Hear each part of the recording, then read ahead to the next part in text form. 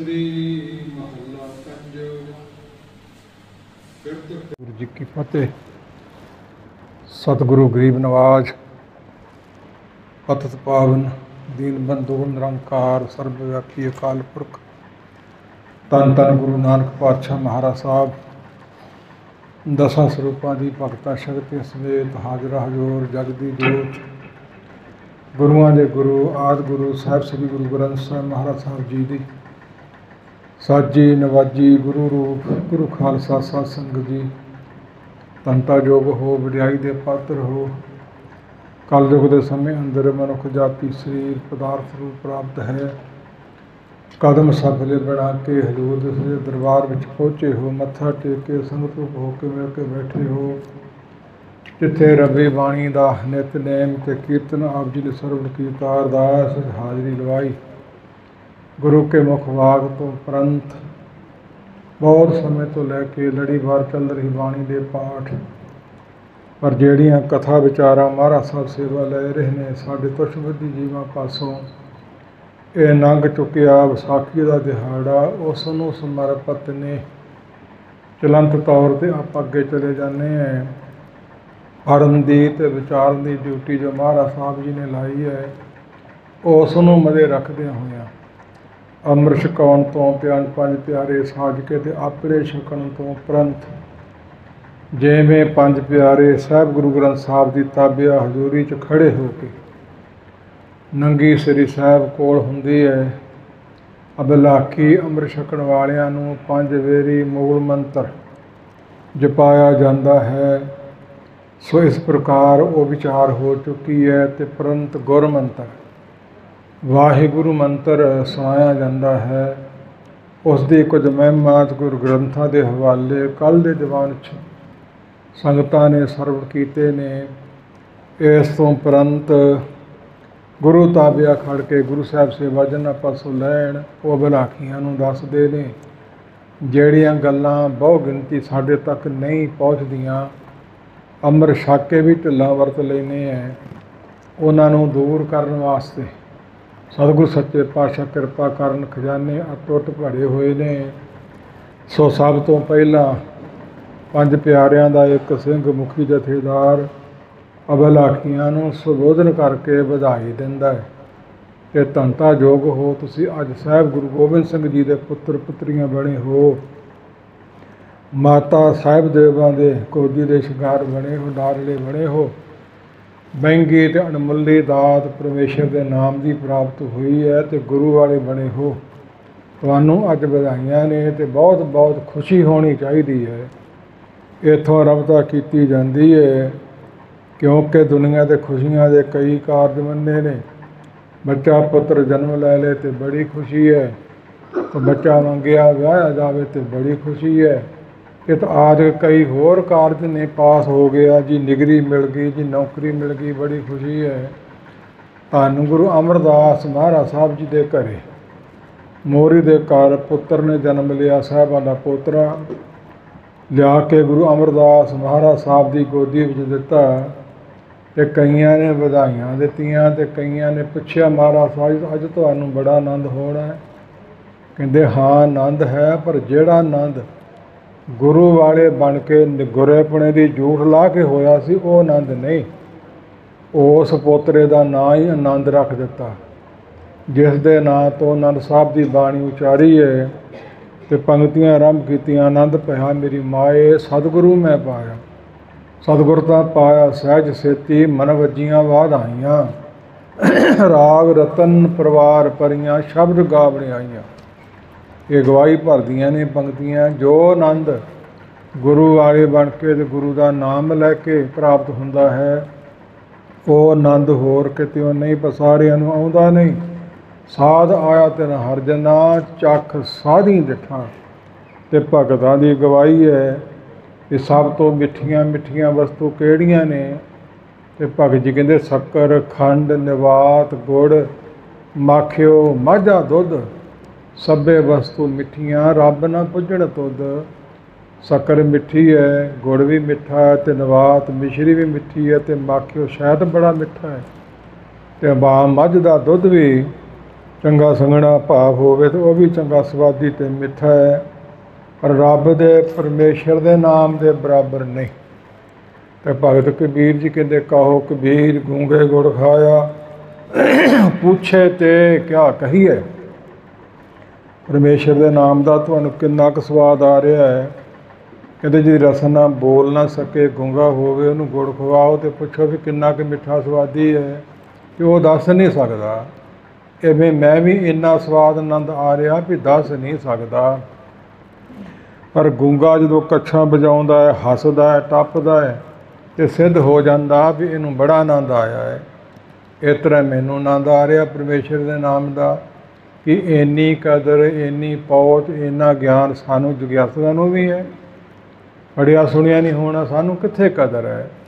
ਇਹ ਹਾਲਾਤ ਸਾਡੀ ਹੋ ਰਹੀ ਹੈ। ਸੋ ਇੱਕ ਸਿੰਘ ਭਲਾਖੀਆਂ ਅੰਮ੍ਰਿਤ ਛਕਣ ਵਾਲਿਆਂ ਨੂੰ ਵਧਾਈ ਦਿੰਦਾ ਹੈ। ਅੱਜ ਅਣਮੁੱਲੀ ਦਾਤ ਪਰਮੇਸ਼ਰ ਦਾ ਨਾਮ, ਅਕਾਲ ਪੁਰਖ ਦਾ ਨਾਮ, ਦੇਵੀ ਦੇਵਤਿਆਂ ਬੰਦਿਆਂ ਦਾ ਨਹੀਂ। ਅਵਤਾਰ ਪੈਗੰਬਰ ਦੇਵੀ ਦੇਵਤੇ ਸਾਡੇ ਤੋਂ ਹਜ਼ਾਰਾਂ ਗੁਣਾ ਚੰਗੇ ਨੇ।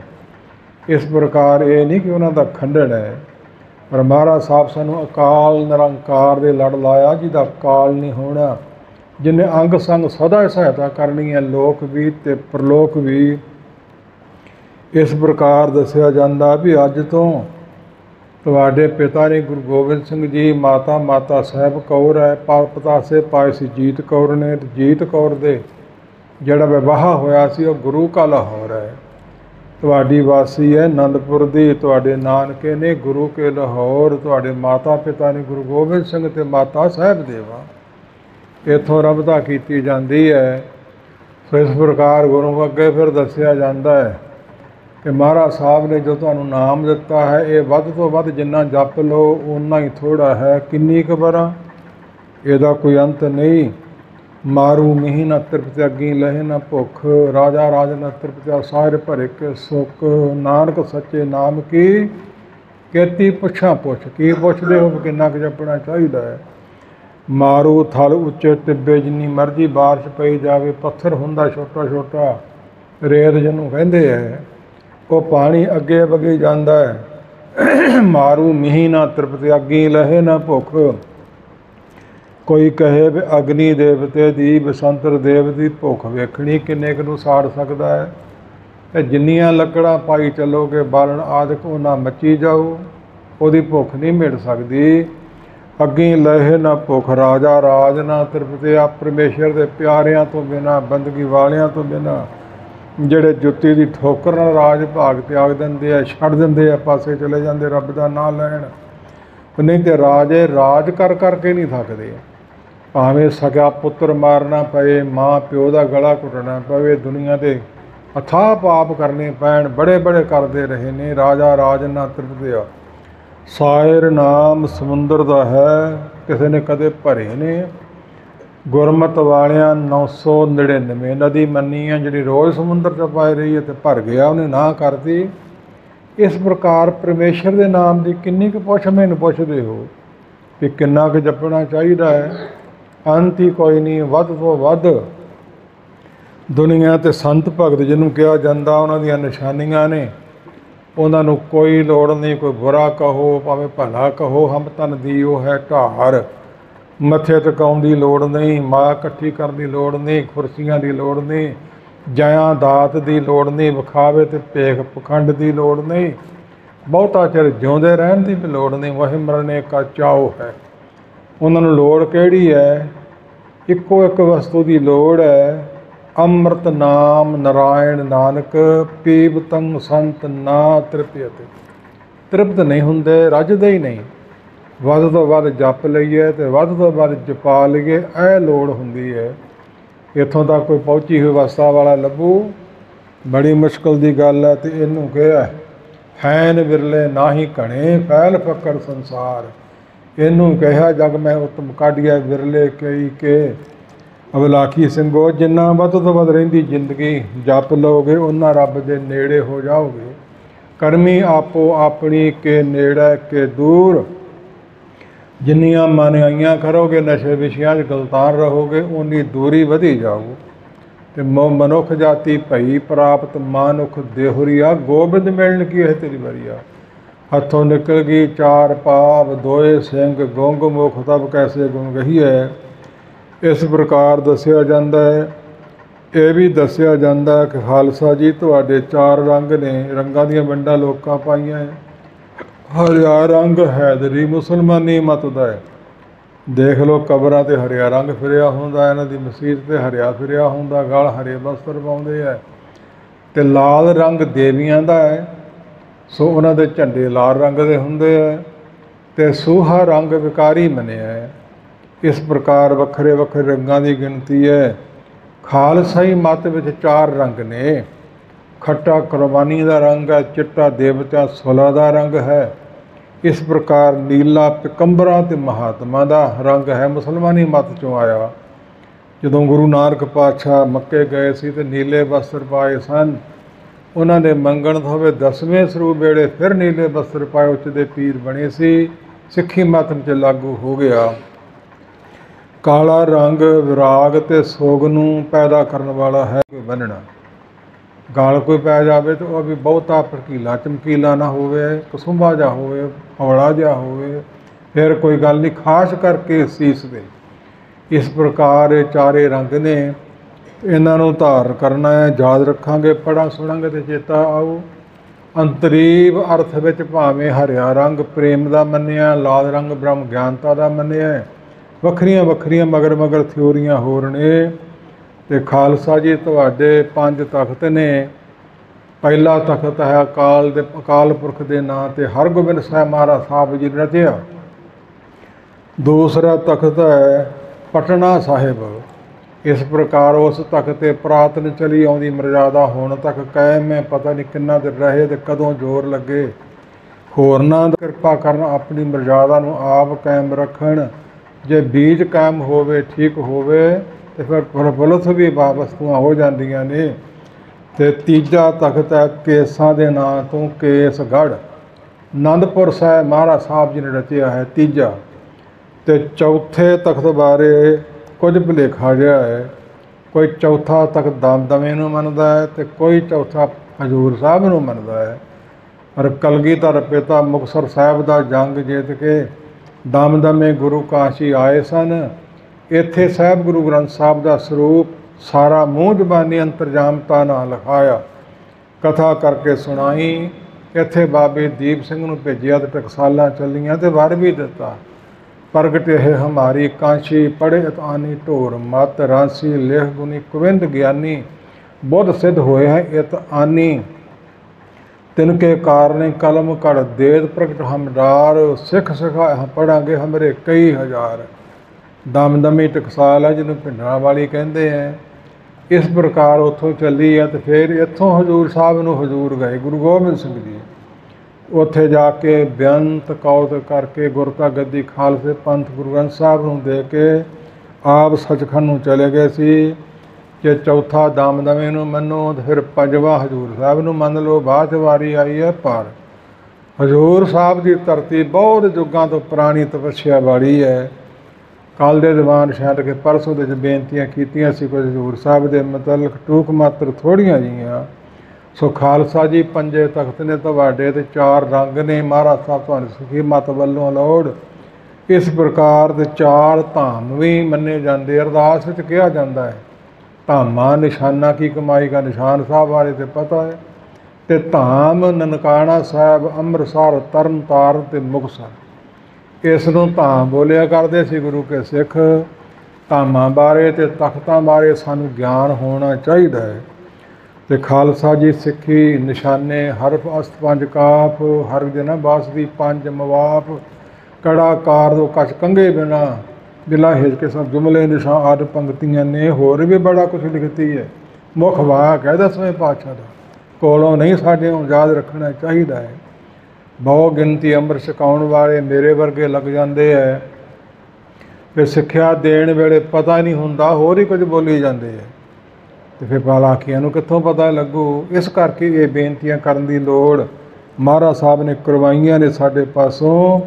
सो पंज ककार किहड़े ने? केस कंघा कड़ा कशहरा कृपान। ये पंज ककार जिहड़े ने ਇਹਨਾਂ ਨੂੰ ਧਾਰਨ ਕਰਵਾਇਆ ਮਹਾਰਾਜ ਸਾਹਿਬ ਨੇ। ਤੇ ਰਹਿਤ ਕਿਵੇਂ ਰੱਖਣੀ ਹੈ? ਸਿੱਖੀ ਦੀ ਰੰਭਤਾ ਤੇ ਕੇਸਾਂ ਤੋਂ ਹੈ, ਤੇ ਕੇਸ ਰੱਬ ਦੀ ਦੇਣ ਹੈ। ਧੁਰੋਂ ਚਲੇ ਆਉਂਦੇ ਨੇ, ਮਾਤਾ ਦੇ ਪੇਟ ਤੋਂ ਹੀ ਸ਼ੁਰੂ ਹੋ ਜਾਂਦੇ ਹੈ। ਜਨਮ ਲੈਣ ਤੋਂ ਉਪਰੰਤ ਕੇਸ ਮੁੰਨਦੇ ਨਹੀਂ ਤੇ ਜੂੜਾ ਕਰ ਲੈਂਦੇ ਨੇ ਹਿੰਦੂ ਮਤ ਵਾਲੇ। ਤੇ ਫਿਰ ਬਰਾਦਰੀ ਇਕੱਤਰ ਕਰਦੇ ਨੇ, ਫਿਰ ਉਹਨਾਂ ਨੂੰ ਜਲ ਪਾਣੀ ਛਕਾਉਂਦੇ ਨੇ, ਤੇ ਫਿਰ ਉਹਦਾ ਸਿਰ ਮੁੰਨ ਕੇ ਤੇ ਉਹਨੂੰ ਮੁੰਡਣ ਸੰਸਕਾਰ ਕਰਦੇ। ਬੜਾ ਪ੍ਰਚਲਿਤ ਲਫ਼ਜ਼ ਹੋਇਆ ਮੁੰਡਾ। ਕਿਹਦਾ ਮੁੰਡਾ? ਆਇਆ ਮੁੰਡਾ, ਗਿਆ ਮੁੰਡਾ। ਮੁੰਡਾ ਤੇ ਸਿੱਖ ਨਹੀਂ, ਸਿੱਖ ਆ ਤੇ ਮੁੰਡਾ ਨਹੀਂ। ਜਿੰਨੇ ਸਿਰ ਤੋਂ ਕੇਸ ਮੁੰਨ ਲਏ ਉਹਦੀ ਸਿੱਖੀ ਮਤ ਵੱਲੋਂ ਜੜ ਸੁੱਕੀ, ਤੇ ਜਿੰਨੇ ਮੋਨੇ ਨੇ ਰੱਖ ਲਏ ਉਹਦੀ ਜੜ ਹਰੀ। ਇਹ ਤੜਖਾਹਨਾਮੇ ਗੁਰੂ ਗੋਬਿੰਦ ਸਿੰਘ ਦੇ ਵਚਨਾਂ ਅਨੁਸਾਰ ਦਾਸ ਨੇ ਬੇਨਤੀ ਕੀਤੀ ਹੈ। ਕੇਸਾਂ ਦਾ ਸਤਿਕਾਰ ਬਹੁਤ ਰੱਖਣਾ ਹੈ।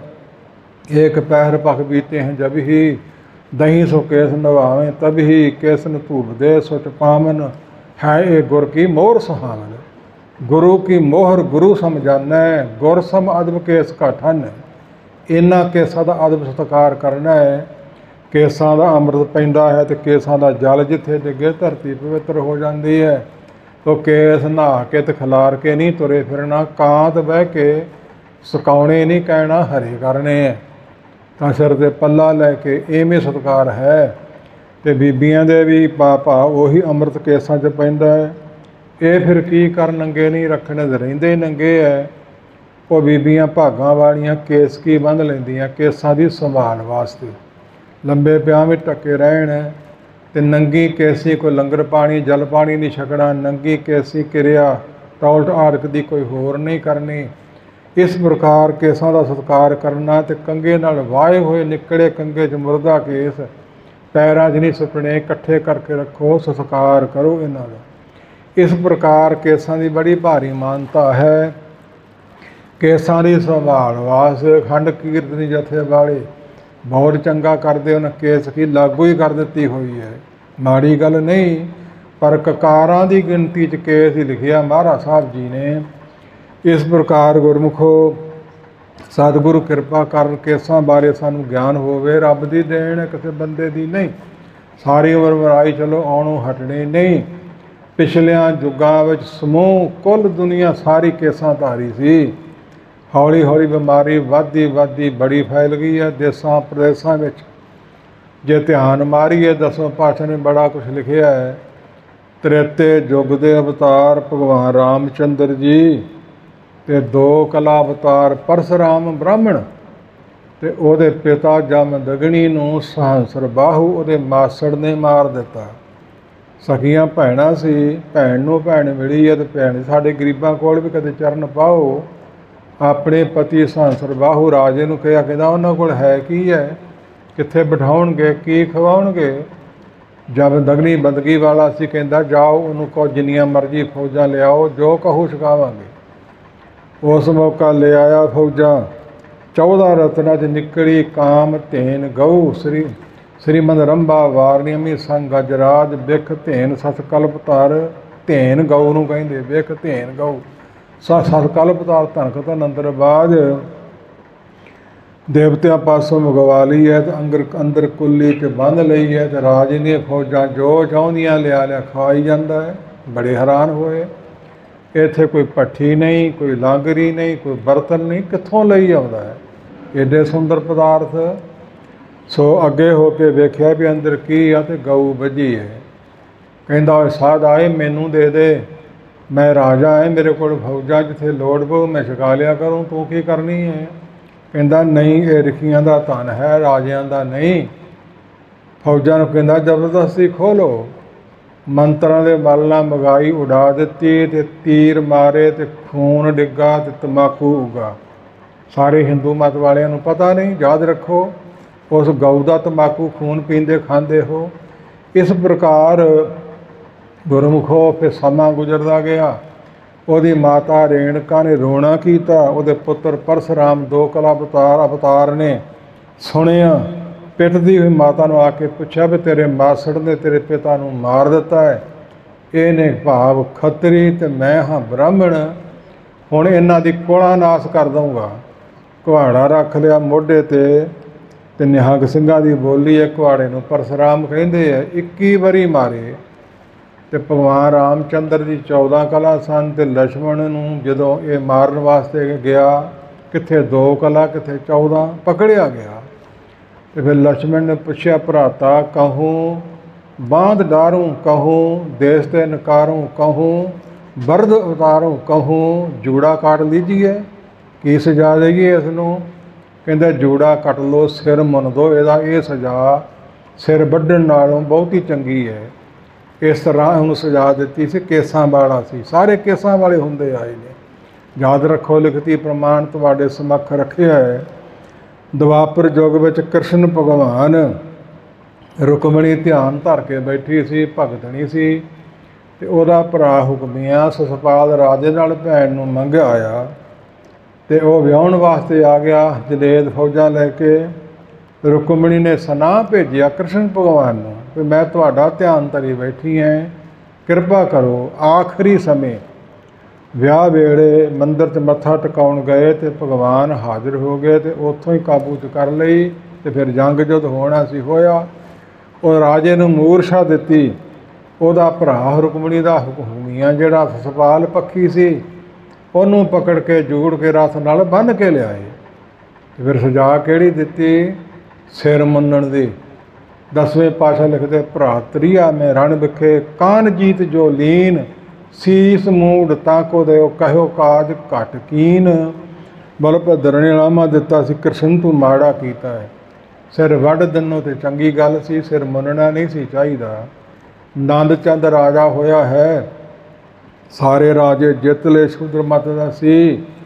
ਤੇ ਇਹਨਾਂ ਭਾਵ ਜਿਹੜੇ ਲੁਕੇ ਛਿਪੇ ਬ੍ਰਾਹਮਣ ਰਹਿ ਗਏ, ਸਾਬਤ ਸੂਰਤ ਇਹਨਾਂ ਹੋਮ ਜਗ ਆਦਿਕ ਮੰਤਰ ਪੜ੍ਹਨੇ ਸ਼ੁਰੂ ਕਰਦੇ। ਬੜਾ ਪਛਤਾਇਆ ਵੀ ਇਹਨਾਂ ਮੇਰਾ ਰਾਜ ਗਰਕ ਕਰ ਦੇਣਾ, ਕੀ ਕਰੀਏ। ਜੋਤਸ਼ੀ ਤੇ ਸਿਆਣੇ ਮੰਗਵਾ ਕੇ ਸਲਾਹ ਲਈ। ਕਹਿੰਦੇ ਇਹਨਾਂ ਸਾਰਿਆਂ ਨੂੰ ਸੱਦੋ ਨਾਮ ਦੇਣ ਦਾ ਲਾਲਚ ਦੇ ਕੇ। ਜਦੋਂ ਸਾਰੇ ਸੱਦ ਲਓਗੇ ਤੇ ਇਹਨਾਂ ਦੇ ਸਿਰ ਮੁੰਨ ਦਿਓ, ਦਾੜੀਆਂ ਮੁੰਨ ਦਿਓ। ਫਿਰ ਮੰਤਰ ਇਹਨਾਂ ਦੇ ਕੰਮ ਨਹੀਂ ਕਰਨਗੇ, ਅਧੀਨ ਹੋ ਜਾਣਗੇ। ਇਸ ਪ੍ਰਕਾਰ ਇਸ ਤਰ੍ਹਾਂ ਹੀ ਕੀਤੀ, ਘੇਰਾ ਪਾ ਲਿਆ ਤੇ ਸਾਰਿਆਂ ਦੇ ਸਿਰ ਮੂੰਹ ਮੁੰਨ ਦਿੱਤੇ।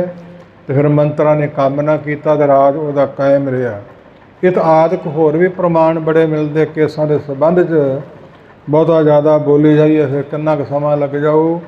ਪਿਛਲੇ ਰਿਖੀ ਮੁਨੀ ਅਵਤਾਰ ਪਕੰਬਰ ਜਿੰਨੇ ਵੀ ਹੋਏ ਸਭ ਕੇਸਾਂ ਵਾਲੇ ਹੋਏ ਨੇ। ਮੁਹੰਮਦ ਸਾਹਿਬ ਦੇ ਕੇਸ ਹੁਣ ਤੱਕ ਵਿਖਾਏ ਜਾਂਦੇ ਹੈ, ਸਾਈ ਮੱਤ ਦੇ ਕੇਸ, ਜੱਸੂ ਮਸੀਹ ਬਾਈਬਲ ਵਿੱਚ, ਸਾਈ ਮੱਤ ਦੀ ਬਾਈਬਲ ਵਿੱਚ, ਜਜਮਾਨ ਕਾਂਡ ਵਿੱਚ ਸੋ ਇੱਕ ਸਾਖੀ ਆਉਂਦੀ ਆ ਸਮਸੋਨ ਦੀ। ਕਹਿੰਦੇ ਬੜਾ ਸੂਰਮਾ ਸੀ, ਕਿਸੇ ਪਾਸੋਂ ਫੜਿਆ ਨਹੀਂ ਜਾਂਦਾ ਤੇ ਸ਼ੇਰ ਨੂੰ ਹੱਥਾਂ ਨਾਲ ਹੀ ਚਬਾੜਾ ਪਾੜ ਕੇ ਮਾਰ ਦਿੰਦਾ ਸੀ। ਵਿਰੋਧੀਆਂ ਦੇ ਕਾਬੂ ਆ ਗਿਆ ਤੇ ਸੰਗਲਾਂ 'ਚ ਵੱਜਾ, ਸੰਗਲੀ ਤੋੜ ਕੇ ਨਿਕਲ ਗਿਆ। ਬੜਾ ਸੂਰਮਾ ਹੈ, ਬੜੇ ਬਲ ਵਾਲਾ ਹੈ। ਪਤਾ ਲੱਗੇ ਵੀ ਇਹਦੇ 'ਚ ਬਲ ਕਾਹਦਾ ਹੈ। ਇੱਕ ਦੇਲਲਾ ਨਾਮੀ ਬੀਬੀ ਨਾਲ ਉਹਦਾ ਪ੍ਰੇਮ ਸੀ। ਉਸ ਨੂੰ ਪੁੱਛਣ ਲੱਗੇ ਤੂੰ ਦੱਸ ਇਹਦੇ ਬਾਰੇ। ਕਹਿੰਦੀ ਜਨਮ ਤੋਂ ਲੈ ਕੇ ਸਾਬਤ ਸੂਰਤ ਹੈ, ਇੱਕ ਵਾਲ ਵੀ ਨਹੀਂ ਕਦੇ ਇਹਨੇ ਮੁੰਨਿਆ, ਇਹਦਾ ਬਲ ਹੈ ਇਹਦੇ ਵਿੱਚ। ਉਹਨੂੰ ਫਿਰ ਲਾਲਚ ਦੇ ਕੇ ਸੁੱਤੇ ਪਏ ਦੇ ਕੇਸ ਮਨਾਏ ਉਸ ਬੀਬੀ ਪਾਸੋਂ, ਤੇ ਫਿਰ ਬੇਰਹਿਮੀ ਨਾਲ ਅੱਖਾਂ ਕੱਢ ਕੇ ਉਹਨੂੰ ਮਾਰਿਆ ਸੀ। ਇਹ ਸਾਈਆਂ ਦੀ ਬਾਈਬਲ ਗਵਾਹੀ ਦਿੰਦੀ ਹੈ। ਹੋਰ ਬੜੇ ਗ੍ਰੰਥ ਗਵਾਹੀਆਂ ਦਿੰਦੇ ਨੇ, ਬੜਾ ਕੁਛ ਇਹਦੇ ਕੇਸਾਂ ਦੇ ਮੁਤਲਕ ਲਿਖਿਆ ਹੈ। ਅੰਨੇ ਵਾਹ ਫਿਰ ਕਿਉਂ ਮੁੰਨੀ ਜਾਂਦੇ ਆ, ਕਿਉਂ ਕੱਟੀ ਜਾਂਦੇ ਆ, ਆਉਣੋਂ ਤਾਂ ਰਹਿਣੇ ਨਹੀਂ। ਭਰਵੱਟੇ ਮੁੰਨੀ ਜਾਂਦੇ ਆ, ਹੋਰ ਕਈ ਦਾੜੀਆਂ ਮੁੰਨੀ ਜਾਂਦੇ ਆ, ਖੱਤ ਕਢਾਈ ਜਾਂਦੇ ਆ।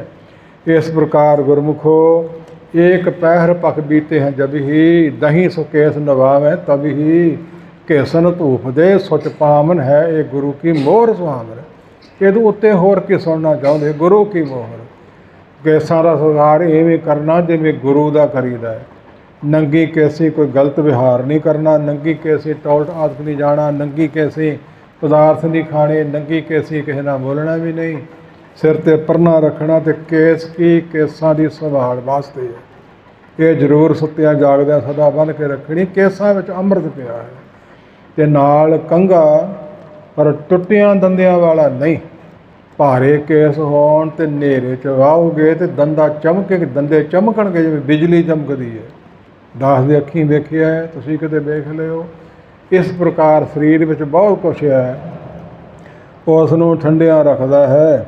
ਤੇ ਲੱਕੜ ਦਾ ਕੰਘੇ ਦੇ ਦੰਦੇ ਜਿਹੜੇ ਕੰਘੀ ਦੰਦੇ ਇਹ ਜਿਹੜੇ ਭਾਵ ਸਿਰ ਨੂੰ ਚਮੜੀ ਨੂੰ ਘਸਦੇ ਨੇ, ਥਕੇਵਾਂ ਦੂਰ ਕਰਦੇ ਨੇ, ਕੇਸਾਂ ਦੀ ਮਦਦ ਕਰਦੇ ਨੇ, ਰੋਸ਼ਨੀ ਅੱਖਾਂ ਦੀ ਵਧਾਉਂਦੇ ਨੇ, ਬੜੇ ਗੁਣ ਨੇ ਇਹਨਾਂ ਵਿੱਚ। ਅਤੇ ਟੁੱਟਿਆਂ ਦੰਦਿਆਂ ਵਾਲਾ ਨਾ ਹੋਵੇ, ਕੰਘਾ ਡਿੱਗ ਛੇਤੀ ਪੈਂਦਾ, ਪੋਟਿਆਂ 'ਚੋਂ ਡਿੱਗਣਾ ਨਹੀਂ ਚਾਹੀਦਾ। ਇਸ ਪ੍ਰਕਾਰ ਦਾਸ ਨੇ ਤਾਂ 2 ਕੁਰਬਾਨਾਂ ਪਾਈਆਂ, ਇੱਕ ਛੋਟੀ ਥੱਲੇ ਹੈ, ਇਹ ਛੋਟੀ ਸਿੰਘ ਜੀ ਵਰਗੀ ਨਹੀਂ, ਕੁਝ ਨਾ ਕੁਝ ਵੱਡੀ ਜਿਹੜੀ ਕੰਮ ਦੇ ਸਕਦੀ ਹੋਵੇ, ਅਤੇ ਨਾਲ ਕੰਘਾ। ਜੇ ਪੋਟਿਆਂ 'ਚੋਂ ਕਿਤੇ ਡਿੱਗ ਵੀ ਪਊ, ਜਾਣ ਬੁੱਝ ਕੇ ਤੇ ਲਾਉਣ, ਡਿੱਗਣਾ ਨਹੀਂ। ਅਤੇ ਕਿਰਪਾਨ ਸੁੱਤੇ ਪਿਆ ਪਰਾਂ ਪਈ ਹੁੰਦੀ ਹੈ, ਉਹ ਛੋਟੀ ਤੇ ਫਿਰ ਛਾਤੀ ਨਾਲ ਲੱਗੀ ਰਹਿੰਦੀ ਹੈ। ਇਸ ਪ੍ਰਕਾਰ ਪਿਆਰ ਮਨ 'ਚ ਹੋਣਾ ਚਾਹੀਦਾ ਕਕਾਰਾਂ ਦੇ ਮੁਤਲਕ। ਜੇ ਭਾਵ ਇਸ ਪ੍ਰਕਾਰ ਕੇਸਾਂ ਦੀ ਰਹਿਤ, ਕੇਸਾਂ ਦਾ ਸੰਭਾਲ, ਕੇਸਾਂ ਨੂੰ ਕੰਘੇ ਨਾਲ ਸਵਾਰਨਾ ਹੈ, ਇਸ ਪ੍ਰਕਾਰ ਇਸ਼ਨਾਨ ਆਦਿ ਕਰਕੇ ਰੱਖਣਾ ਹੈ। ਇੰਨਾ ਸਤਿਕਾਰ ਕਿਸੇ ਮੱਤ ਵਿੱਚ ਕੇਸਾਂ ਦਾ ਨਹੀਂ ਜਿੰਨਾ ਸਿੱਖੀ ਦਾ ਹੈ। ਤਾਰੂ ਸਿੰਘ ਨੇ ਕੇਸ ਨਹੀਂ ਸੀ ਮੁੰਨਣ ਦਿੱਤੇ ਤੇ ਖੋਪੜਾ ਲਵਾ ਲਿਆ ਸੀ। ਹੋਰ ਵੀ ਪ੍ਰਮਾਣ ਬੇਅੰਤ ਨੇ। ਸਾਡੀਆਂ ਬੱਚੀਆਂ ਵੀ, ਭੈਣਾਂ ਵੀ ਅਤੇ ਵੀਰ ਵੀ ਸਾਰੇ ਇਸ ਗੱਲ ਨੂੰ ਚੇਤੇ ਰੱਖੋ। ਲਿਖਤੀ ਪ੍ਰਮਾਣ ਤੁਹਾਡੇ ਸਮੱਖ ਰੱਖੇ ਨੇ, ਕੋਈ ਬਨਾਵਟੀ ਨਹੀਂ। ਅਤੇ ਕੜਾ ਸਰਬ ਲੋਹੇ ਦਾ, ਸਰੀਰ ਨੂੰ ਅਰਥ ਕਰਕੇ ਰਹਿੰਦਾ ਹੈ, ਘਸ ਕੇ ਰਹਿੰਦਾ ਹੈ, ਬੜੀਆਂ ਮਾੜੀਆਂ ਵਸਤੂਆਂ ਤੋਂ ਇਹ ਬਚਾਉਂਦਾ ਹੈ। ਭੂੰਡ ਆਦਿਕ ਡੰਗ ਮਾਰਦੇ ਅਤੇ ਲੋਹੇ ਦੀ ਕੋਈ ਵਸਤੂ ਘਸਾ ਕੇ ਵੇਖ ਲਓ, ਦਰਦ ਹਟ ਜੂ ਅਤੇ ਸੋਜ ਨਹੀਂ ਪਊ, ਅਤੇ ਸਦਾ ਹੀ ਘਸਦਾ ਰਹੇ। ਐਕਸਰਾ ਵਗੈਰਾ ਲੈਣ ਵਾਲੇ ਡਾਕਟਰ ਕਹਿਣਗੇ ਕੋਈ ਲੋਹੇ ਦੀ ਚੀਜ਼ ਨਹੀਂ ਟੱਚ ਸਰੀਰ ਨੂੰ, ਇਹਨੂੰ ਪਾਸੇ ਕਰੋ ਪਹਿਲਾਂ, ਫਿਰ ਐਕਸਰਾ ਲਵਾਂਗੇ। ਇਹ ਤਾਂ ਆਦਿਕ। ਇਸੇ ਤਰ੍ਹਾਂ ਗੁਰਮੁਖੋ ਕਛਹਿਰਾ ਹੈ, ਆਮ ਕੱਪੜੇ ਦਾ ਹੀ ਬਣਿਆ ਹੈ, ਪਰ ਇਹ ਰੇਬਵਾਂ ਕਛਹਿਰਾ ਹੋਰ ਚੀਜ਼ ਹੈ, ਅਤੇ ਕੱਛਾਂ ਭਾਵ ਸੋ ਇਹ ਹੋਰ ਚੀਜ਼ ਨੇ। ਬੜਾ ਫਰਕ ਹੈ ਇਹਦੇ ਵਿੱਚ। ਹਵਾਲੇ ਦਿਆ ਕਰਦੇ ਮਹਾਂਪੁਰਖ ਕੇ ਪੁਰਾਤਨ ਤੋਂ ਪੁਰਾਤਨ ਇਹ ਚੱਲਿਆ ਆਉਂਦਾ ਹੈ। ਰਾਜੇ ਨਲ ਦੇ ਫੌਜ ਦੀ ਵਰਦੀ ਸੀ। ਤ੍ਰੇਤੇ ਯੁੱਗ ਦੇ ਅਵਤਾਰ ਭਗਵਾਨ ਰਾਮਚੰਦਰ ਵੀ ਕਛਹਿਰਾ ਪਾਇਆ ਕਰਦੇ ਸੀ। ਅਤੇ ਜਦੋਂ ਬਰਛੀ ਵੱਜ ਗਈ ਸੀ, ਲਛਮਣ ਨੂੰ ਮੂਰਛਾ ਹੋ ਕੇ ਡਿੱਗ ਪਿਆ ਸੀ, ਅਤੇ ਰਾਮਚੰਦਰ ਕਹਿਣ ਲੱਗਾ ਮੇਰੇ ਭਰਾਤਾਂ ਨੂੰ ਜਿਉਂਦੇ ਕਰਨ ਜਿਹੜਾ ਸਹਾਇਤਾ ਕਰੂ ਉਹਨੂੰ ਮੈਂ ਸਰਬੰਸ ਦਾਨ ਦਊਂ, ਜਿੱਥੇ ਹੋਊਂ ਜੋ ਕੁਛ ਹੋਊ ਉਹ ਸਭ ਕੁਛ ਹੀ ਦੇ ਦਊਂ। ਉਸ ਮੌਕਾ ਹਨੂੰਮਾਨ 7 ਯੋਜਨ 48 ਕੋ ਚੌੜਾ ਸਮੁੰਦਰ ਉੱਡ ਕੇ ਲੰਘ ਗਿਆ। ਸੰਜੀਵਨੀ ਬੂਟੀ ਦੀ ਪਹਾੜੀ ਚੁੱਕ ਲਿਆਂਦੀ, ਬੂਟੀ ਕਾਇਮ ਕਰ ਲਈ ਸੁਖੇਨ ਵੈਦ ਦੁਆਰਾ, ਲਛਮਣ ਨੂੰ ਜਿਉਂਦਿਆਂ ਕਰ ਲਿਆ। ਅਤੇ ਜਦੋਂ ਗਿਆ ਵਿਦਾਇਗੀ ਲੈਣ, ਅਤੇ ਭਗਵਾਨ ਰਾਮਚੰਦਰ ਇਸ਼ਨਾਨ ਕਰਕੇ ਹਟੇ ਸੀ, ਕਛਹਿਰਾ ਨਿਚੋੜ ਰਹੇ ਸੀ। 1 ਲੱਖ ਪਾਇਆ ਅਤੇ ਇੱਕ ਨਿਚੋੜ ਰਹੇ ਸੀ। ਕਹਿੰਦੇ ਤੇਰੇ ਭਾਗਾਂ 'ਚ ਇਹੀ ਹੈ, ਬਾਕੀ ਤੂੰ ਨੰਗਾ ਰਹਿਣਾ ਹੈ। ਪਿਛਲੇ ਜਨਮ ਵਿੱਚ ਲੋਕਾਂ ਦੇ ਵਸਤਰ ਲਾਹੁੰਦਾ ਰਿਹਾ, ਚੁੱਕਦਾ ਰਿਹਾ, ਤੈਨੂੰ ਸਜ਼ਾ ਮਿਲੀ ਸੀ, ਲੈ ਆ ਪਾ ਲਾ, ਤੇਰਾ ਪਰਦਾ ਢੱਕਿਆ ਜਾਵੇ। ਜੇ ਇਸ ਵੇਲੇ ਮੈਂ ਕਿਸੇ ਹੋਰ ਵਸਤੂ 'ਤੇ ਗੱਦੀ 'ਤੇ ਹੁੰਦਾ, ਉਹ ਸਭ ਕੁਛ ਤੈਨੂੰ ਦੇ ਦੇਣਾ ਸੀ। ਦਾਦੀ ਲੈ ਲੰਕਾ ਗੜ੍ਹ, ਉਪਾੜੀ ਲੈ ਰਾਵਣ ਬਲ, ਸਲ ਬਿਸਲ ਆਣ ਤੋਖੀ ਲੈ ਹਰੀ, ਕਰਮਕਾਰ ਕਛੌਟੀ ਮਪੀਠ ਸ੍ਰੀ ਕਸੌਟੀ ਕਛਹਿਰਾ ਉਹਨੂੰ ਪ੍ਰਾਪਤ ਹੋਇਆ ਸੀ। ਲੰਕਾ ਦਾ ਕਿਲ੍ਹਾ ਭਾਵੇਂ ਸਾੜਦਾ, ਦਾਦੀ ਲੈ ਉਪਾੜੀ ਨੇ ਪੁੱਟ ਦਿੱਤਾ, ਰਾਵਣ ਦਾ ਬਾਗ, ਸਾਲ ਬੇਸਾਲ ਦੁੱਖਾਂ ਤੋਂ ਰਹਿਤ ਕਰਨ ਵਾਲੀ ਸੰਜੀਵਨੀ ਲਿਆਂਦੀ, ਲਛਮਣ ਜਿਉਂਦਾ ਕਰ ਲਿਆ। ਅਤੇ ਪ੍ਰਾਪਤ ਕੀ ਹੋਇਆ? ਰਾਮਚੰਦਰ ਵੱਲੋਂ ਕਛਹਿਰਾ। ਇੰਨਾ ਪੁਰਾਣਾ ਚੱਲਿਆ ਆਉਂਦਾ, ਸਿਰ ਫਿਰੇ ਜਿਹੜੇ ਸਾਡੇ ਮਗਰ ਪਏ ਨੇ, ਇਹ ਇਹਨਾਂ ਗੱਲ ਬਣਾ ਲਈ ਵੀ ਹਨੂੰਮਾਨ ਨੇ ਕਛਹਿਰਾ ਦਿੱਤਾ, ਰਾਮਚੰਦਰ ਨੇ ਨਹੀਂ ਦਿੱਤਾ। ਨਹੀਂ, ਪੁਰਾਣਾ ਚੱਲਿਆ ਆਉਂਦਾ, ਹਵਾਲਾ ਦਿੱਤਾ ਮਹਾਂਪੁਰਖਾਂ ਨੇ, ਉਹ ਤੁਹਾਨੂੰ ਧਾਰਨ ਕਰਵਾਇਆ ਹੈ। ਸੋ ਕਿਤੇ ਦਿੱਤੇ ਦੁੱਤੇ ਦਾ ਇੱਥੇ ਗੱਲ ਹੀ ਹੈ ਨਹੀਂ, ਬਚਨੀ ਕੋਈ ਨਹੀਂ, ਪਰ ਲੋਕਾਂ ਨੂੰ ਭੜਕਾਉਣ ਲਈ, ਇਸ ਪਾਸਿਓਂ ਤੋੜਨ ਲਈ ਹੋਰ ਪਾਸੇ ਨੂੰ ਜ਼ੋਰ ਆਪਣਾ ਲਾਈ ਜਾਂਦੇ। ਸਤਿਗੁਰੂ ਸਮੱਤ ਦੇਣ ਇਹਨਾਂ ਨੂੰ। ਸਾਡੇ ਭਰਾ ਨੇ, ਸਾਡੀ ਬਰਾਦਰੀ ਹੈ, ਇਹ ਬੜੇ ਭੁਲੇਖੇ ਸਿੱਖੀ ਮੱਤ ਵਿੱਚ ਪੈ ਰਹੇ ਨੇ, ਨਹੀਂ ਪੈਣ ਦੇਣੇ ਆਪਾਂ। ਸਰਬ ਲੋਹੇ ਦੇ ਕੜੇ ਦੇ ਬਰਾਬਰ ਸੋਨੇ ਦਾ ਨਾ ਪਾ ਲਿਓ, ਇਹ ਵੀ ਕੜਾ ਹੈ, ਮਹਾਰਾਜ ਸਾਹਿਬ ਪਾ ਨਹੀਂ ਸਕਦੇ, ਪਵਾ ਨਹੀਂ ਸਕਦੇ, ਸੋਨੇ ਦਾ ਬਾਟਾ ਨਹੀਂ ਸੀ ਲੈ ਸਕਦੇ, ਕੀ ਨਹੀਂ ਕਰ ਸਕਦੇ। ਇਸ ਪ੍ਰਕਾਰ ਸਰਬ ਲੋਹ ਨੂੰ ਬੜਾ ਭਾਰੀ ਮਾਣ ਦਿੱਤਾ ਹੈ। ਲੋਹੇ ਦੇ ਬਾਟੀਆਂ ਵਿੱਚ ਅਤੇ ਕੜਾਹੀਆਂ ਵਿੱਚ ਅਤੇ ਗੜਵਿਆਂ ਵਿੱਚ ਹੁਣ ਤੱਕ ਸਿੰਘ ਬਣਾਉਂਦੇ ਅਤੇ ਛਕਦੇ ਨੇ। ਅਤੇ ਲੋਹਾ ਤੱਤ ਸਰੀਰ ਦੇ ਅੰਦਰ ਜਾਂਦਾ ਹੈ ਅਤੇ ਲੋਹੇ ਵਰਗਾ ਹੀ ਬਣਾ ਦਿੰਦਾ ਹੈ, ਬੜੀਆਂ ਬਿਮਾਰੀਆਂ ਤੋਂ ਬਚਾਉਂਦਾ ਹੈ। ਇਵੇਂ ਕੇਸਾਂ ਦੀ ਮਹਾਨਤਾ। ਅਤੇ ਇਸ ਪ੍ਰਕਾਰ ਕੇਸਾਂ ਦੀ ਸੰਭਾਲ ਕੇਸਕੀ ਨਾਲ। ਅਤੇ ਕਛਹਿਰਾ ਅਤੇ ਨਾਲੇ ਤੋਂ ਬਿਨਾਂ ਵੱਜਦਾ ਹੀ ਨਹੀਂ, ਨਾਲੇ ਦੀ ਰਹਿਤ ਨਹੀਂ, ਪਰ ਨਾਲੇ ਨੂੰ ਸਿੰਘ ਕਮਰ ਕਸਾ ਬੋਲਦੇ ਆ। 2 ਲੱਖ ਦੇ ਦੁਆਲੇ ਆਉਣਾ ਚਾਹੀਦਾ ਹੈ, ਇੰਨਾ ਛੋਟਾ ਕਛਹਿਰਾ ਨਾ ਹੋਵੇ। ਇਸੇ ਤਰ੍ਹਾਂ ਕਿਰਪਾਨ ਸਦਾ ਰੱਖਣੀ ਹੈ। ਅਤੇ ਜਿਨ੍ਹਾਂ ਨੇ ਥੱਲਿਓਂ ਦੀਆਂ ਪਾਈਆਂ ਨੇ ਉਹ ਕਿੰਨੇ ਕੁ ਸਿਆਣੇ ਨੇ। ਜਦੋਂ ਪਿਸ਼ਾਬ ਆਦਿਕ ਜਾਣਾ, ਟੋਇਲਟ ਜਾਣਾ, ਤੇ ਇਹਨੂੰ ਤਾਂ ਮੋਢੇ 'ਤੇ ਰੱਖਣਾ ਜਾਂ ਸਿਰ 'ਤੇ ਬੰਨ੍ਹਣਾ ਹੈ। ਜੇ ਰਸੱਲੇ ਦੇ ਪਾਈ ਉਹ ਤਾਂ ਕਰ ਹੀ ਨਹੀਂ ਸਕਦਾ। ਉਹਦੇ ਕਛਹਿਰਾ ਭਾਵ ਕਛਹਿਰੇ ਨੂੰ ਲੱਗੂ, ਬੇਅਦਬੀ ਹੋਵੇਗੀ। ਦਾਸ ਕਨੇਡਾ ਗਿਆ, ਅਧਕੜ ਉਮਰ ਦਾ ਮੇਰਾ ਹਵਾਣੀ ਸੀ ਵੀਰ, ਘਰ ਨੂੰ ਲੈ ਗਿਆ ਬੜੀ ਪਿਆਰ ਸ਼ਰਧਾ ਨਾਲ। ਉਹਦੇ ਘਰੇ ਮੈਂ ਬਾਥਰੂਮ ਚਲੇ ਗਿਆ ਤੇ ਟੋਇਲਟ ਵਾਲੀ ਸਿੰਕ ਦੇ ਉੱਪਰ ਕਿੱਲੀ ਨਾ ਕਿਰਪਾਨ ਟੰਗੀ। ਭਲਿਆ ਆ ਵੇਖ ਤੂੰ ਕਿੱਥੇ ਟੰਗੀ ਹੈ, ਸਾਡੀ ਤੇ ਗੁਰੂ ਪੀਰ ਹੀ ਕਿਰਪਾਨ ਹੈ। ਕਿਰਪਾਨ ਨੂੰ ਜੂਠੇ ਹੱਥ ਨਹੀਂ ਲਾਉਣੇ, ਕਿਰਪਾਨ ਪੈਂਦ ਵੱਲ ਨਹੀਂ ਰੱਖਣੀ, ਕਿਰਪਾਨ ਨਾਲ ਗੰਢੇ ਨਹੀਂ ਚੀਰਨੇ, ਕਿੱਲ ਨਹੀਂ ਠੋਕਣੇ, ਸਤਿਕਾਰ ਕਰਨਾ ਹੈ। ਕਿਰਪਾਨ ਦਾ ਬੜਾ ਸਤਿਕਾਰ ਹੈ। ਕਹਿੰਦਾ ਮੈਨੂੰ ਪਤਾ ਹੀ ਨਹੀਂ ਅੱਜ ਤੱਕ। ਘਰਾਂ 'ਚ ਗੁੜਕੇ ਹੁੰਦੇ ਆ, ਗੁਰਮੁਖਾ ਤੁਹਾਡੇ ਮੰਜੀ ਦੇ ਪੈਂਦ ਵੱਲ ਨਾ ਪਏ ਹੋਣ, ਥੱਲੇ ਨਾ ਹੋਣ, ਨੀਵੇਂ ਥਾਂ ਮੂਧੇ ਮੂੰਹ ਨਾ ਹੋਣ, ਜਪਜੀ ਸਾਹਿਬ ਉੱਪਰ ਹੋਵੇ, ਸੁੱਖ ਆਸਣ ਜਦੋਂ ਕਰਨਾ ਗੁੜਕਾ ਜਾਂ ਹੋਰ ਪੋਥੀਆਂ ਜਾਂ ਗੁਰੂ ਗ੍ਰੰਥ ਸਾਹਿਬ। ਇਹਨਾਂ ਗੱਲਾਂ ਛੋਟੀਆਂ ਛੋਟੀਆਂ ਦੇ ਮਗਰ ਗਿਆਨ ਹੈ ਤੇ ਸਾਨੂੰ ਹੋਣਾ ਚਾਹੀਦਾ, ਪਤਾ ਹੋਣਾ ਚਾਹੀਦਾ। ਇਸ ਤਰ੍ਹਾਂ ਇਹਨਾਂ ਕਕਾਰਾਂ ਦੀ ਰਹਿਤ ਰੱਖਣੀ ਹੈ। ਸੋ ਜਿਹੜਾ ਰਹਿਤ ਰੱਖੋ, ਰਹਿਤ ਰਹਿਤ ਰਹਿ ਜਾਏ ਬਿਕਾਰਾ। ਸੋ ਮੈਨੂੰ ਤਾਂ ਰਹਿਤ ਪਿਆਰੀ ਹੈ, ਸਿੱਖ ਪਿਆਰਾ ਨਹੀਂ। ਰਹਿਣੀ ਰਹੇ ਸੋਈ ਸਿੱਖ ਮੇਰਾ, ਉਹ ਸਾਹਿਬ ਮੈਂ ਉਸ ਕਾ ਚੇਰਾ। ਚੇਰਾ ਦਾਸ ਨੂੰ ਕਹਿੰਦੇ, ਨੌਕਰ ਨੂੰ, ਮੈਂ ਉਹਦਾ ਦਾਸ ਨੌਕਰ ਹਾਂ। ਰਹਿਤ ਪਿਆਰੀ ਮੁਝ ਕੋ ਸਿੱਖ ਪਿਆਰਾ ਨਹੀਂ, ਮੁਹਿਮਮ ਰਹਿਤ ਪਿਆਰੀ। ਇਸ ਪ੍ਰਕਾਰ ਆਦਿਕ ਹੋਰ ਵੀ ਪੰਕਤੀਆਂ ਨੇ। ਖਾਰੋ ਵਿਚਾਰ ਕਿਰਪਾਨ ਦੀ ਥਿਊਰੀ ਬੜੀ ਮਹਿੰਗੀ ਤੇ ਉੱਚੀ ਹੈ। ਰਾਜੇ ਸਤ ਸੰਧ ਦੇ ਜਗਸ਼ਾਲਾ ਅਗਨੀ ਵਿੱਚੋਂ ਲੈਟਾਂ ਤੋਂ ਪੈਦਾ ਹੋਈ, ਜਿਹਨੂੰ ਚੰਡੀ ਕਹਿੰਦੇ ਹੈ। ਤੇ ਸਿੰਘਾਂ ਦੀ ਬੋਲੀ ਆ ਕਿ ਚੰਡਾ ਬਾਲ ਦੋ, ਚੰਡੀ ਬਲ ਪਈ, ਅੱਗ ਬਾਲ ਦੋ, ਅੱਗ ਬਲ ਪਈ, ਇਹਨੂੰ ਚੰਡੀ। ਇਹਦਾ ਨਾਂ ਚੰਡਕਾ, ਇਹਦਾ ਨਾਂ ਦੁਰਗਾ, ਇਹਦਾ ਨਾਂ ਭਵਾਨੀ। ਜਿਹਨੇ ਦੈਤਾਂ ਦੀ ਨਾਸ ਕੀਤਾ ਸੀ, ਦੇਵਤਿਆਂ ਦੀ ਸਹਾਇਤਾ ਕੀਤੀ ਸੀ, ਇਹ ਚੰਡਕਾ ਦੰਡਕਾ। ਦੁਸ਼ਟ ਦਮਨੀ ਹਰੇ ਦੁਸ਼ਟ ਦੋਖੀ, ਜਵਾਲ ਬੰਮਨੀ ਰਹੇ ਮਿਆਨ ਮਦੰਗ ਸਮੇਂ ਦੁਸ਼ਟ ਘਾਏ। ਇਹ ਆਦਿ ਸ਼ਕਤੀ ਭਵਾਨੀ ਕਹਾਏ। ਤੇ ਨਾਲ ਲਿਖਿਆ ਕਲਗੀਧਰ ਪਿਤਾ ਜੀ ਨੇ ਬਚਿੱਤਰ ਨਾਟਕ ਵਿੱਚ, ਕਿਰਪਾਨ ਪਾਨ ਧਾਰੀਆਂ ਕਰੋੜ ਪਾਪ ਟਾਰੀਆਂ। ਕਰੋੜਾਂ ਹੀ ਪਾਪ ਤੁਹਾਨੂੰ ਲੱਗਣੀ ਨਾ ਦਊਗੀ। ਜਿਹੜਾ ਸਤਿਕਾਰ ਵਜੋਂ ਪਾ ਕੇ ਧਾਰਨ ਕਰਕੇ ਰੱਖੋ, ਜਿਹਦੇ ਬਾਰੇ ਗਿਆਨ ਨਹੀਂ ਤੇ ਫਿਰ ਕੀ ਪਤਾ ਹੈ। ਆ ਬਾਹਰ ਫਿਰਦੇ ਆਏ ਗੋਰੇ ਕਹਿੰਦੇ ਨੇ ਨਾਇਫ ਪਾਇਆ, ਉਹਨਾਂ ਨੂੰ ਗਿਆਨ ਜੋ ਨਾ ਹੋਇਆ। ਇਸ ਪ੍ਰਕਾਰ ਗੁਰਮੁਖੋ ਕਿਰਪਾਨ ਦਾ ਸਤਿਕਾਰ ਵੱਧ ਤੋਂ ਵੱਧ ਕਰਨਾ। ਨਮਸਕਾਰ ਸ੍ਰੀ ਖੜਗ ਕੋ ਕਰੋ ਸੁਹਿਤ ਚਿਤ ਲਾਏ, ਪੂਰਨ ਕਰੋ ਗ੍ਰੰਥ ਇਹੋ ਤੁਮਮ ਕਰੋ ਸਹਾਏ। ਨਮਸਕਾਰ ਮੱਥਾ ਟੇਕਦਾ ਹੈ ਕਿਹਨੂੰ? ਕਿਰਪਾਨ ਨੂੰ। ਕਿਰਪਾਨ ਦੇ ਉੱਪਰ ਦੀ ਲਾਂਘ ਪੁੱਟ ਕੇ ਜਿਹੜਾ ਲੰਘ ਜਾਵੇ ਉਹਨੂੰ ਤਨਖਾਹੀਆ ਲਿਖਿਆ ਹੈ। ਫਿਰ ਕਿੰਨਾ ਕੁ ਸਤਿਕਾਰ ਹੈ ਕਿਰਪਾਨ ਦਾ, ਅਤੇ ਕਿੰਨਾ ਕੁ ਸਾਨੂੰ ਗਿਆਨ ਹੈ, ਵਿਚਾਰ ਹੈ ਕਿ ਨਹੀਂ ਇਹਨਾਂ ਗੱਲਾਂ ਦੀ? ਜ਼ਰੂਰੀ ਵਿਚਾਰ, ਜ਼ਰੂਰੀ ਲੋੜ ਹੈ। ਸਤਿਕਾਰ ਵੱਧ ਤੋਂ ਵੱਧ ਕਰਨਾ। ਮੈਂ ਨਮਸਕਾਰ ਕਰਦਾ ਹਿੱਤ ਚਿੱਤ ਲਾ ਕੇ, ਮੇਰਾ ਗ੍ਰੰਥ ਲਿਖਣ ਲੱਗਾ। ਕਿਰਪਾਨ ਸ੍ਰੀ ਸਾਹਿਬ ਤੂੰ ਸ਼ਕਤੀ ਦੇਵੀ, ਮੈਨੂੰ ਸਹਾਇਤਾ ਕਰੀ ਮੇਰੀ। ਚੰਡੀ ਦੀ ਵਾਰ ਦੀ ਦੂਜੀ ਪੌੜੀ ਹੈ। ਪ੍ਰਥਮੇ ਖੰਡਾ ਸਾਜ ਕਹਿ ਜਿਨ ਸਭ ਸੰਸਾਰ ਉਹ ਪਾਇਆ, ਤਾਂ ਨਿਸ਼ਾਨ ਸਾਹਿਬ ਤੇ ਖੰਡਾ। ਖੰਡੇ ਦੀ ਮਹਿਮਾ ਕਿਰਪਾਨ ਨਾਲੋਂ ਵੀ ਜ਼ਿਆਦਾ ਹੈ। ਇਸ ਪ੍ਰਕਾਰ ਖੰਗ ਆਕਾਸ਼ ਤੇ ਡੇ ਵਿਚਲਾ ਸਮਾਂ ਧਰਤੀ ਤੱਕ ਪਰਮੇਸ਼ਰ ਨੇ ਸਾਜਿਆ। ਦੋ ਕਿਰਪਾਨਾਂ ਦੀਆਂ ਪਿੱਠਾਂ ਜੋੜ ਕੇ ਕਿਰਪਾਨ ਬਣਾਈ, ਉਹਦੇ ਵਿੱਚੋਂ ਤੀਰ ਬਣਿਆ। ਅਸ ਕਿਰਪਾਨ ਖੰਡੋ ਖੜਗ ਤੁਮਕ ਤਬਰ ਅਰ ਤੀਰ, ਸਹਿਬ ਸਰੋਹੀ ਸਹਿਤੀ ਜਹੀ ਹਮਾਰੇ ਪੀਰ। ਕਾਲ ਤੂੰ ਹੀ ਕਾਲੀ ਤੂੰ ਹੀ ਤਬ ਤਲਵਾਰ, ਨਾਮ ਤਿਹਾਰੋ ਜੋਜੈ ਭੈ ਸਿੰਧ ਪਵ ਪਾਰ। ਕਾਲ ਤੂੰ ਹੀ ਕਾਲੀ ਤੂੰ ਹੀ ਤੇਗ ਅਰ ਤੀਰ, ਤੂੰ ਹੀ ਨਿਸ਼ਾਨੀ ਜੀਤ ਕੀ, ਆਜ ਤੂੰ ਹੀ ਜਗਬੀਰ। ਇਹ ਲਿਖਤੀ ਬਾਣੀ ਹੈ 10ਵੇਂ ਪਾਤਸ਼ਾਹ ਜੀ ਦੀ, ਇਤਿਹਾਸ ਨਹੀਂ। ਯਾਦ ਰੱਖੋ ਸਾਰੇ ਵੀਰ ਮਾਈ ਭਾਈ।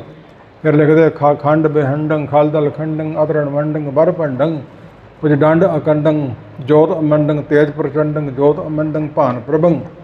ਸੁਖ ਸੰਤਾ ਕਰਨੰ ਦੁਰਮਤ ਦਰਨੰ ਕਿਲਬਕ ਹਰਨੰ ਆਸ ਸਰਨੰ ਜੈ ਜੈ ਕਾਰਨ ਸ੍ਰਿਸ਼ਟੋ ਬਾਰਨ ਮਮ ਪ੍ਰਪਾਰਨ ਜੈ ਤੇ ਗੰ।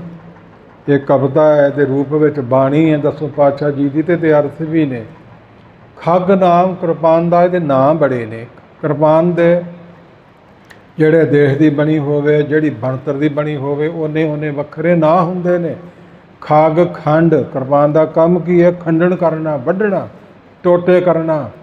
ਇਸ ਪ੍ਰਕਾਰ ਸੂਰਮੇ ਦੇ ਹੱਥ ਵਿੱਚ ਹੋਵੇ ਤੇ ਜਿਹੜਾ ਕਿਸੇ ਤਰ੍ਹਾਂ ਨਹੀਂ ਮੰਨਦਾ, ਉਹਨੂੰ ਇੱਕ ਨੂੰ ਫਿਰ ਦੋ ਕਰ ਦਿੰਦੀ ਹੈ।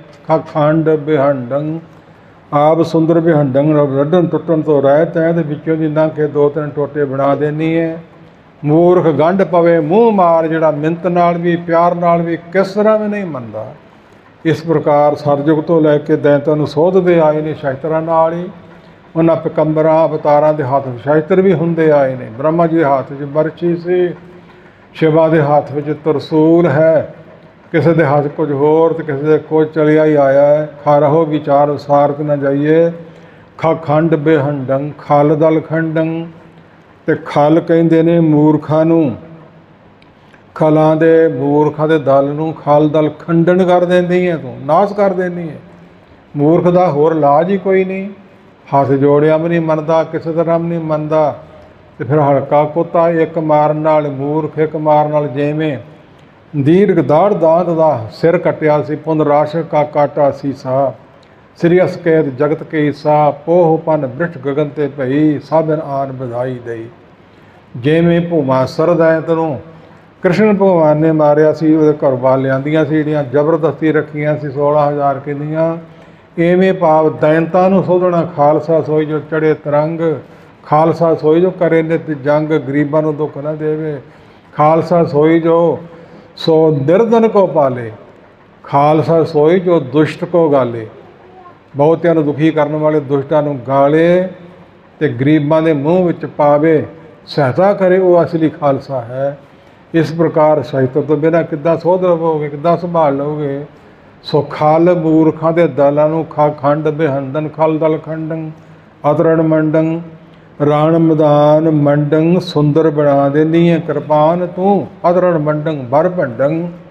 ਐ ਕਿਰਪਾਨ ਤੂੰ ਤੇ ਵਰਾਂ ਦੀ ਦਾਤੀ ਹੈ, ਮੈਂ ਤੇਰੇ ਪਾਸੋਂ ਵਰ ਮੰਗਦਾ ਹੈ।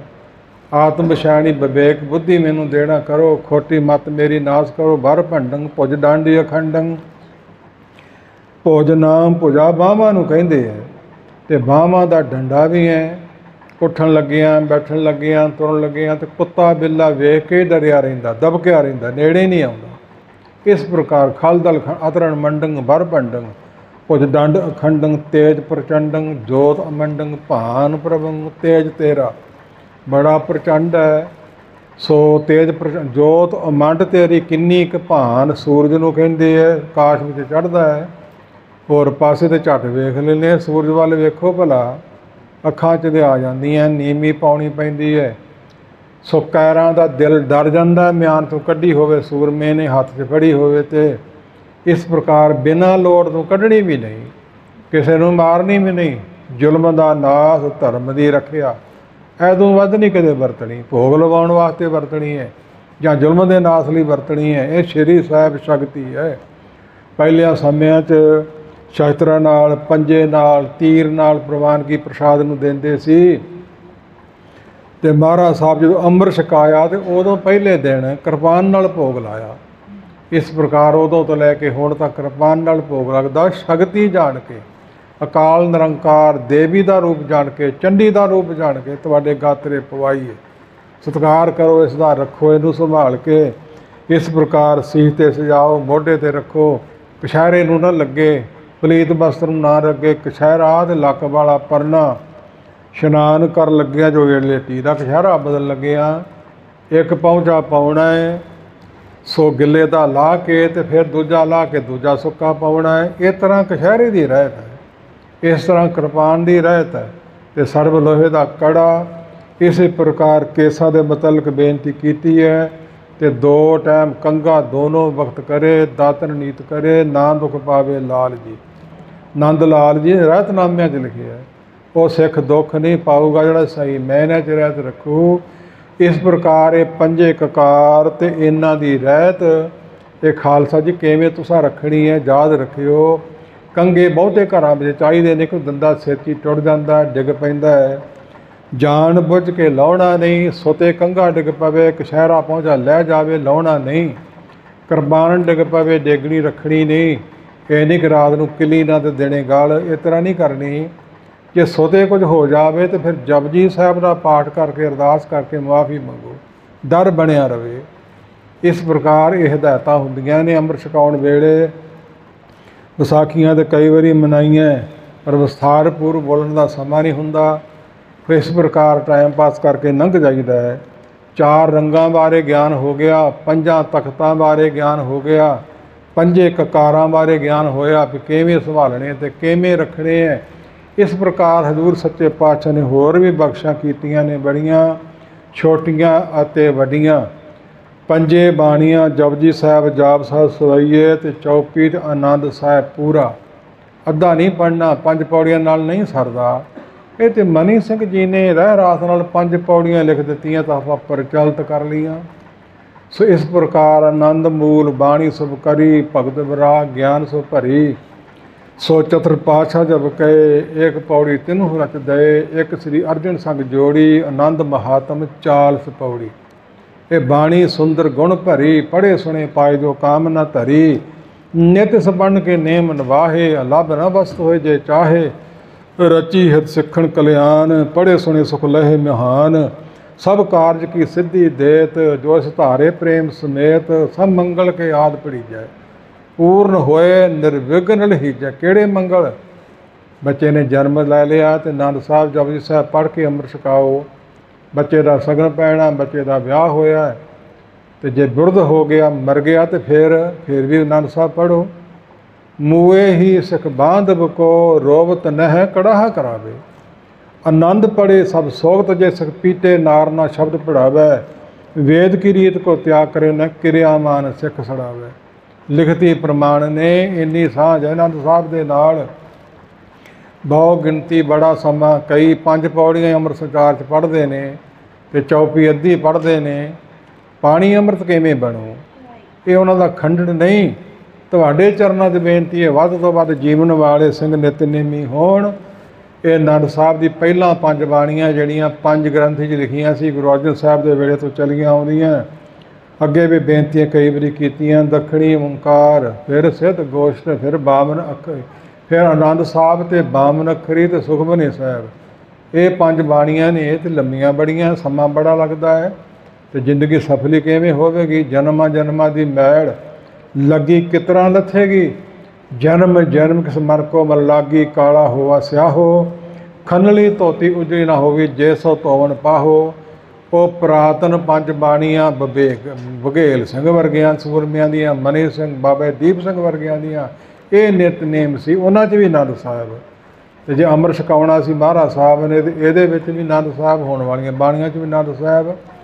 ਪਹਿਲਿਆਂ ਸਮੇਂ ਜਪਜੀ ਸਾਹਿਬ ਸੀ ਸਵੇਰ ਦੀ ਸੰਧਿਆ, ਤੇ ਕੀਰਤਨ 16 ਸੀ ਦੁਪਹਿਰ ਦੀ ਸੰਧਿਆ, ਤੇ ਰਹਿ ਰਾਸ ਸੀ ਸ਼ਾਮ ਦੀ ਸੰਧਿਆ। ਸੰਧਿਆ ਕਿਹਨੂੰ ਕਹਿੰਦੇ? 2 ਚੀਜ਼ਾਂ ਦਾ ਸੰਧ।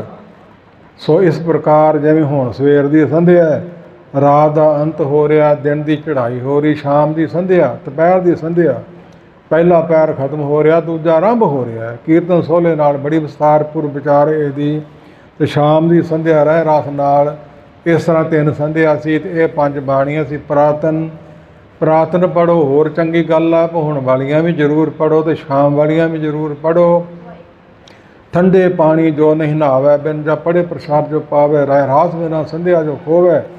इस आर्ग पंक्तियां ने चुगली कर जो काज बिगाड़े, तिरस संसार धर्म बिसारे। इत आर्ग पंक्तियां ने पराग करे संग न जावे। इत आर्ग होर भी बड़ा कुछ लिखिया है, मैं बहुते विस्तार च ना जावां।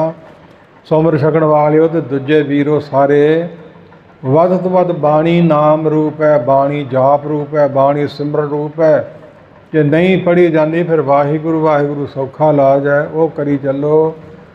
कथू नंगल बाबे बुढ़े जी का जन्म स्थान एक बार अमृत छकाउण गए, 4-5 सिंह तुरे आउंदे सिंह, माता आ गई, बाबा जी मैं अमृत छकना। माता छकाउणी आए हैं, जरूर छक। तो मैनू तो अखर नहीं आउंदे, मैं बाणी किद्दां पढ़ूँ? हास रास विच बेनती की, माता तू बाणी का घर वाला पढ़ लिया करी।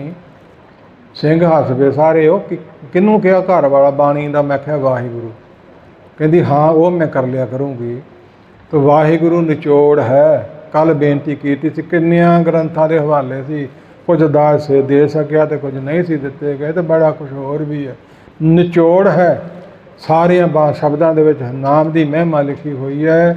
ਇਸ ਪ੍ਰਕਾਰ ਵੱਧ ਤੋਂ ਵੱਧ ਵਾਹਿਗੁਰੂ ਵਾਹਿਗੁਰੂ ਉੱਚੀ ਹੌਲੀ ਵੀ, ਤੇ ਮੂਲ ਮੰਤਰ ਜਾਂ ਫਿਰ ਨਿਤਨੇਮ ਜਿੰਨਾ ਵੱਧ ਤੋਂ ਵੱਧ ਕਰਿਆ ਜਾਵੇ, ਸੁਣਿਆ ਜਾਵੇ, ਓਨਾ ਹੀ ਗੁਰਮੁਖੋ ਲਾਭ ਹੈ।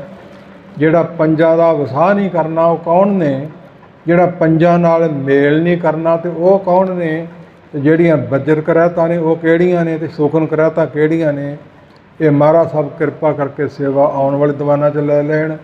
ਅੱਜ ਦੀ ਵਿਚਾਰ ਇੰਨੀ ਸਫਰ ਕਰਦੇ ਹੋਏ ਰਸਨਾ ਨੂੰ ਸਫਲੀ ਕਰੋ ਤੇ ਪਿਆਰ ਨਾ ਕਹੋ। ਵਾਹਿਗੁਰੂ ਜੀ ਕਾ ਖਾਲਸਾ, ਵਾਹਿਗੁਰੂ ਜੀ ਕੀ ਫਤਿਹ।